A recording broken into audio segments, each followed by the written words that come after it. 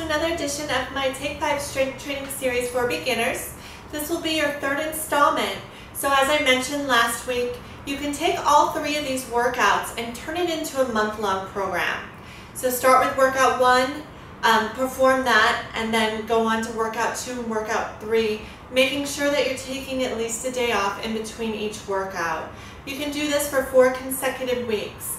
And I want you to continuously push yourself harder every week so you're getting stronger, lifting heavier, doing more reps, resting less between sets, and then you can start another program once you're done with that. So you should have a good 4 weeks ahead of you. I did have someone mention on my blog that they would like to have more explanation for each exercise, which I think is a great idea, especially if you're new to strength training. So I'm going to be doing that as we go through the workout today. You're going to get another 5 exercises for a full body workout that's going to hit various different muscles in your body and give you a really good intense workout in a short period of time. So what are we waiting for? Let's get going.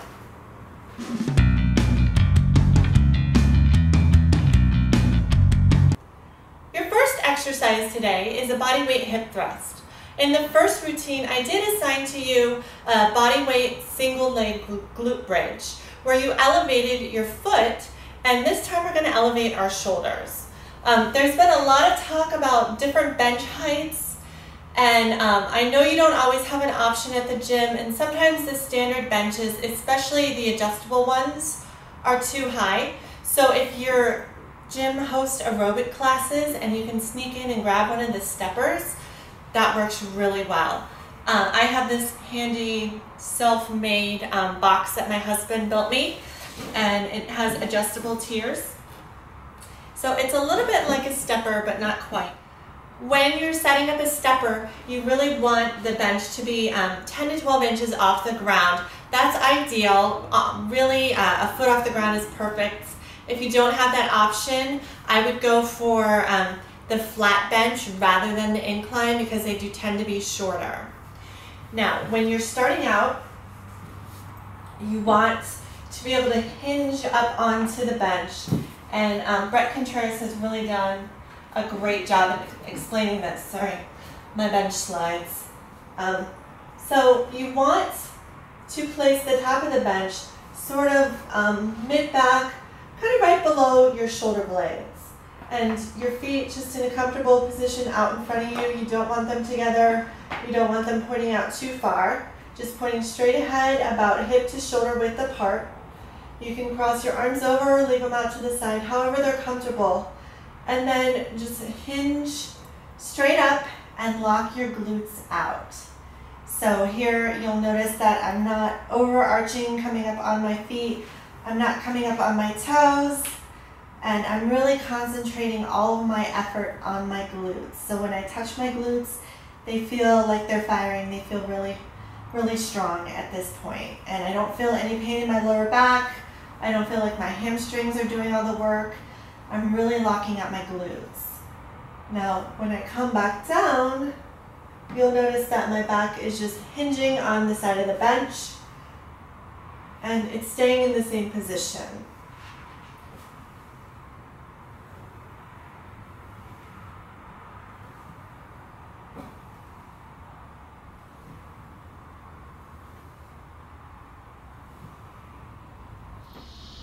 The next exercise in your routine is a body weight single leg Romanian deadlift to a rack or a bar. This is a great transition into single leg movements, which are important to your workouts, but they're actually quite difficult to master because you're recruiting different motor units, your brain is firing in a different way, you're working on balance, you're working on stability, and you're working on strength on each individual side.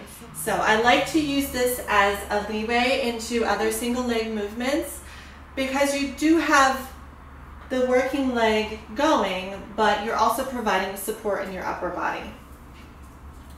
So basically you stand at a distance from a bar and know that it's there, but try to start the movement without holding on to it. And you're going to raise your back leg. You can keep your front leg slightly bent, and you're just going to go into what would be a warrior pose in yoga, holding onto the bar and just coming straight up.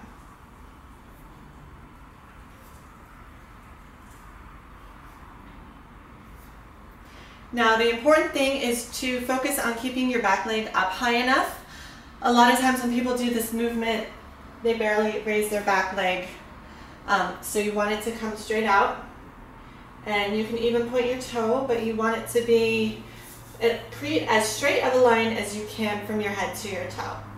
So as you raise this back leg, you're going to fire that glute, and then this leg is recruiting everything it can to hold you in one place. You'll feel your feet working, you'll feel your calves firing, your hamstrings, your quads, and then you're using this glute to hold this leg up. And come back down. And repeat on both sides.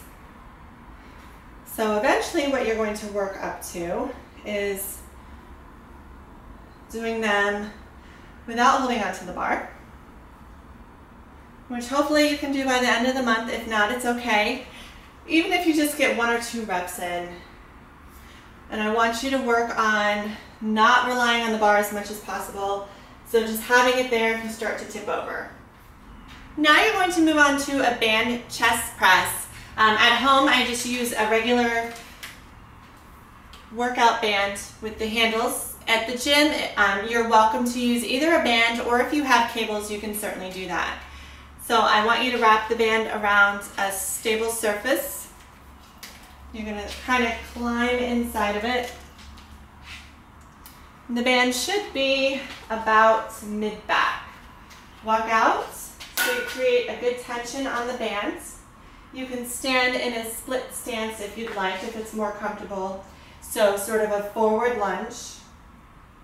Keep your neck aligned, keep your back straight, and then press out, straight out until your arms are fully extended, and slowly bring the band back in so that your hands, the actual handles on the bar, end up by your ribs, almost in your armpits, I guess, so that you get a nice good stretch and push back out.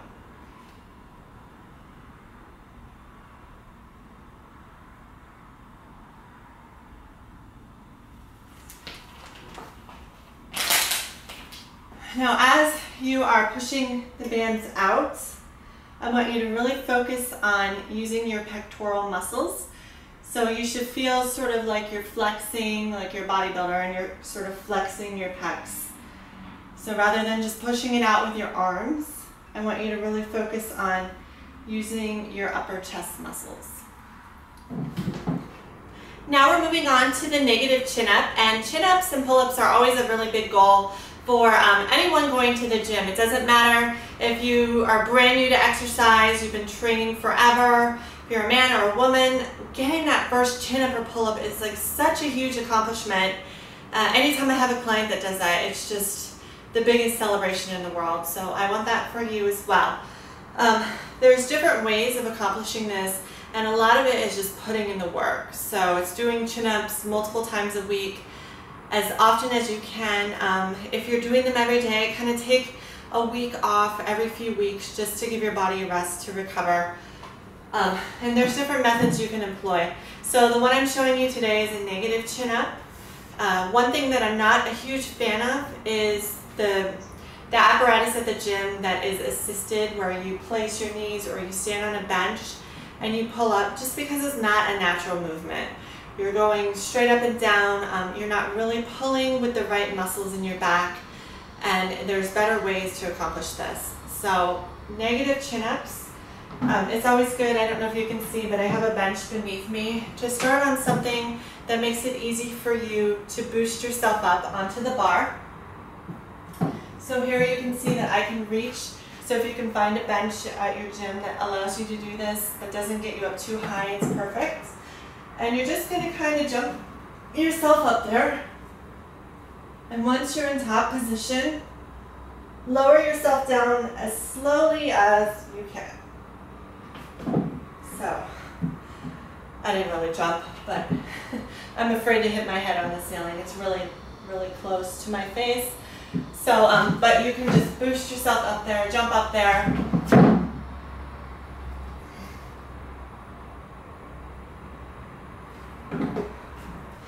You might find at first that you're just basically free falling, like it's impossible to hold yourself up there, but just keep at it. So your first one might look like this, to where you're not even holding yourself up there for 1 second.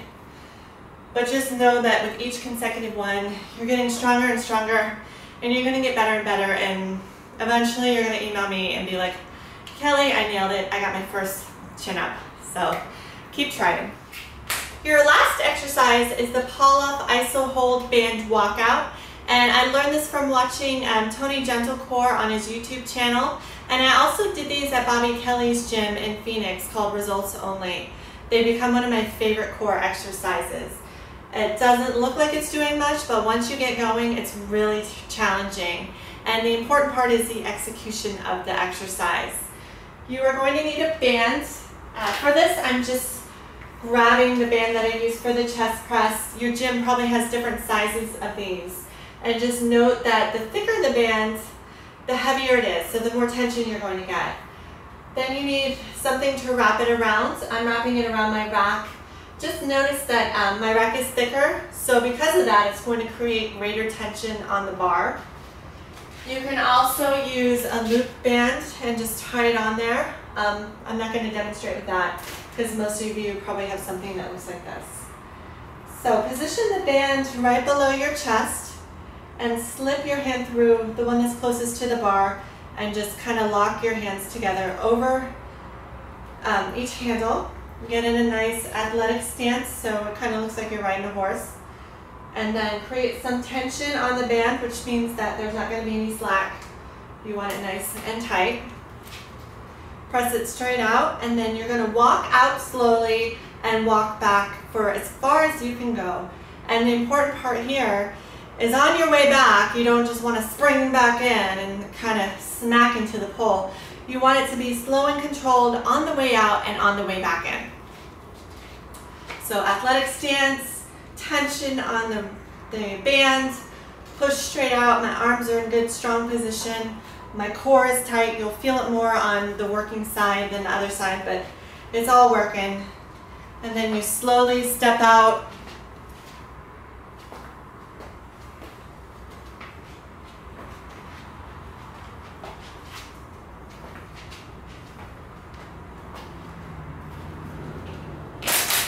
And it gives you a really good workout.